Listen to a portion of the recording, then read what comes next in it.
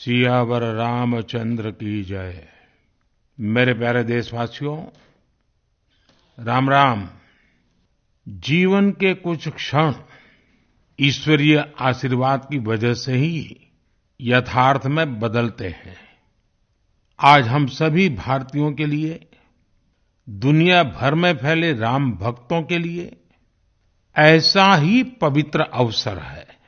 हर तरफ प्रभु श्री राम की भक्ति का अद्भुत वातावरण, चारों दिशाओं में राम नाम की धून, राम भजनों की अद्भुत सौंदर्य माधुरी। हर किसी को इंतजार है 22 जनवरी का, उस ऐतिहासिक पवित्र पल का। और अब अयोध्या में रामलला की प्राण प्रतिष्ठा में केवल 11 दिन ही बचे हैं। मेरा सौभाग्य है कि मुझे भी इस पुण्य अवसर का साक्षी बनने का अवसर मिल रहा है। ये मेरे लिए कल्पनातीत अनुभूतियों का समय है। मैं भावुक हूँ, भाव विह्वल हूँ। मैं पहली बार जीवन में इस तरह के मनोभाव से गुजर रहा हूँ।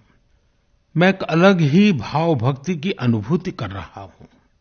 मेरे अंतर मन की ये भाव यात्रा मेरे लिए अभिव्यक्ति का नहीं, अनुभूति का अवसर है। चाहते हुए भी मैं इसकी गहनता, व्यापकता और तीव्रता को शब्दों में बांध नहीं पा रहा हूँ। आप भी भलीभांति मेरी स्थिति समझ सकते हैं।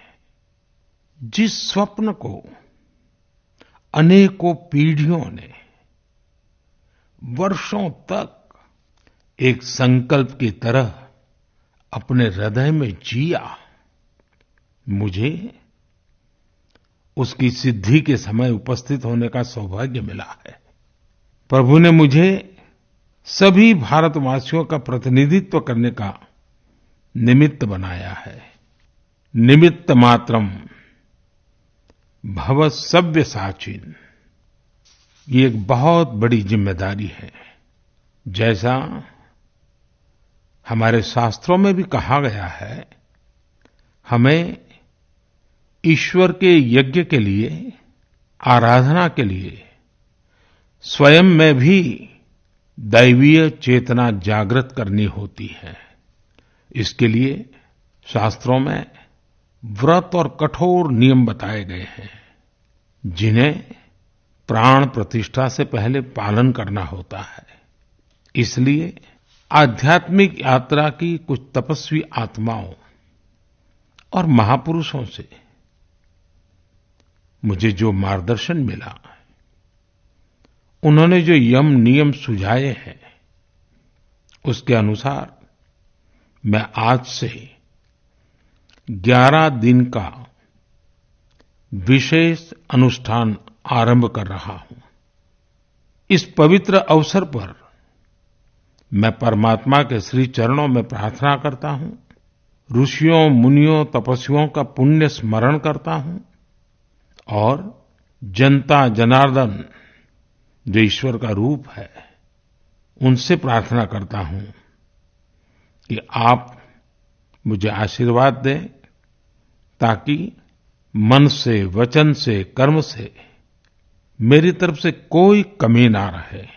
साथियों, मेरा ये सौभाग्य है कि 11 दिन के अपने अनुष्ठान का आरंभ मैं नासिक धाम पंचवटी से कर रहा हूँ। पंचवटी वो पावन धरा है जहाँ प्रभु श्री राम ने काफी समय बिताया था। और आज मेरे लिए एक सुखद संयोग ये भी है कि आज स्वामी विवेकानंद जी की जन्म जयंती है। ये स्वामी विवेकानंद जी ही तो थे जिन्होंने हजारों वर्षों से आक्रांतित भारत की आत्मा को झकझोरा था। आज वही आत्मविश्वास भव्य राम मंदिर के रूप में हमारी पहचान बनकर सबके सामने है। और सोने पर सुहागा देखिए, आज माता जीजाबाई जी की जन्म जयंती है।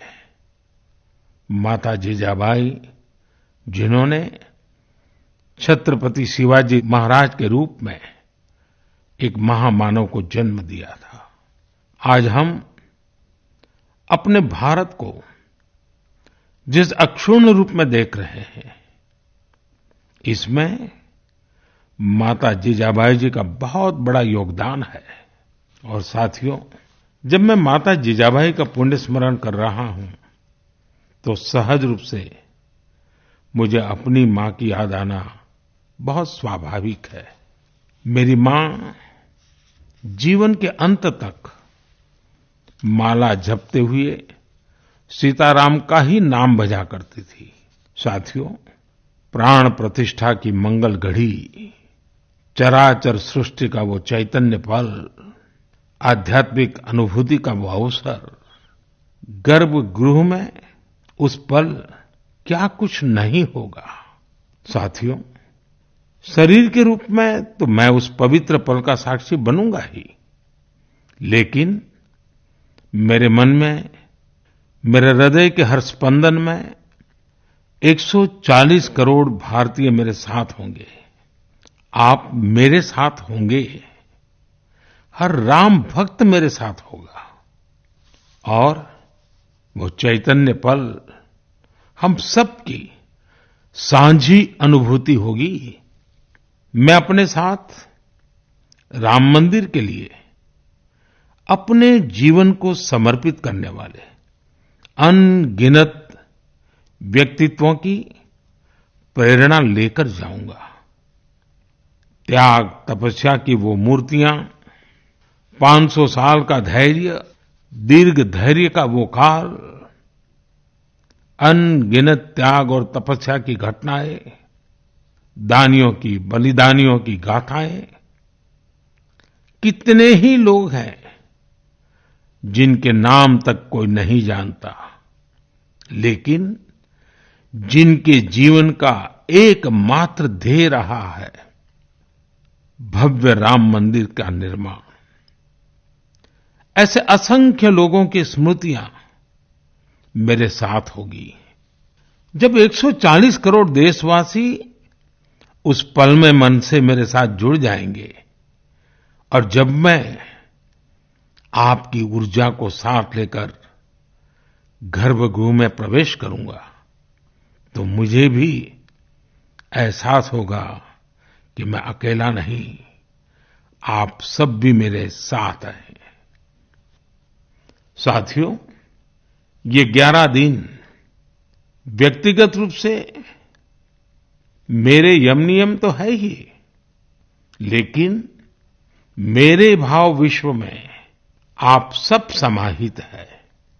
मेरी प्रार्थना है कि आप भी मन से मेरे साथ जुड़े रहें।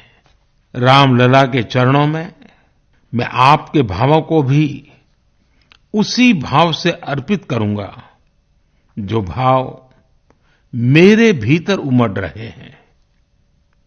साथियों, हम सब इस सत्य को जानते हैं कि ईश्वर निराकार है, लेकिन ईश्वर साकार रूप में भी हमारी आध्यात्मिक यात्रा को बल देते हैं। जनता जनार्दन में ईश्वर का रूप होता है, ये मैंने साक्षात देखा है, महसूस किया है। लेकिन जब ईश्वर रूपी वही जनता शब्दों में अपनी भावनाएं प्रकट करती है, आशीर्वाद देती है, तो मुझ में भी नई ऊर्जा का संचार होता है। आज मुझे आपके आशीर्वाद की आवश्यकता है, इसलिए मेरी प्रार्थना है कि शब्दों में, लिखित में अपनी भावनाएं जरूर प्रकट करें मुझे आशीर्वाद जरूर दें। आपके आशीर्वाद का एक एक शब्द मेरे लिए शब्द नहीं, मंत्र है।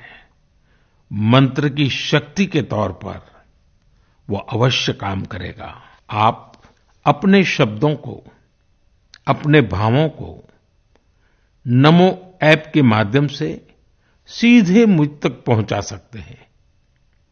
आइए हम सब प्रभु श्री राम की भक्ति में डूब जाएं। इसी भाव के साथ आप सभी राम भक्तों को कोटि-कोटि नमन। जय सिया राम, जय सिया राम, जय सिया राम।